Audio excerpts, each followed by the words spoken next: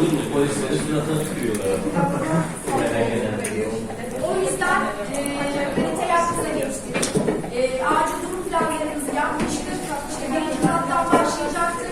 Yavaş yavaş gelen hastaya göre yukarılara çıkacaktık. Ama hızlı bir şekilde yukarıya çıkacağız. İkinci kat boşalacak. Üçüncü kat boşalacak. 5'e kadar hızlıca boşalacağız. Gerekirse daha yukarıları da boşalacağız. Başladık boşaltmaya. Bütün bu 5 katı.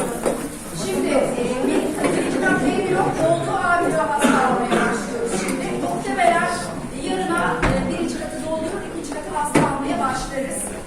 Hepsinin ekipleri belli. Başında hangi hocalar olacak, hangi uzmanlar olacak. Asistanlar belirleniyor. Kimler çalışacak.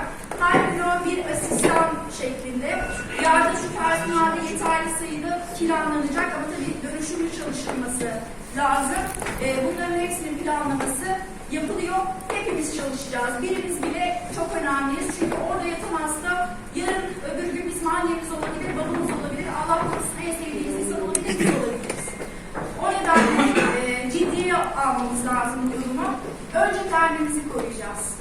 Kendinizi nasıl güvende hissedecekseniz öyle davranın ama malzemeyi de çok dikkatli kullanmamız lazım. Çünkü görünüşe göre kötü başladık. Nasıl gideceğini bilmiyoruz. İtalya olmamayı umuyoruz. Aslında bayağı kontrollü gidiliyordu ama Ümre işi mahvetti. Şu an artık yani binlerle konuşabiliriz artık vaka sayısı olarak. Binleri bulmaya başladı vakalar. Söylendiği gibi öyle yüzlerde falan değil zaten. Toplumda da dolaşıyor.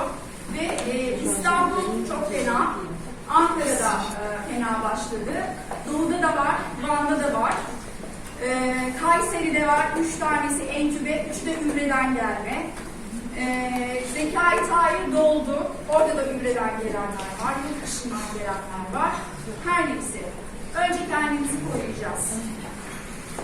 Servislerde çalışacak olanlar için söylüyorum. Servislerde çalışacak olanların N95 maske takmasına gerek yok. Ancak ne zaman ki hasta olur da arrest olur, ona entübasyon gerekir, aspirasyon gerekir, o solunum yolunun nefesi alınmasında da N95 gerekiyor ama onları biz alıyoruz şimdi.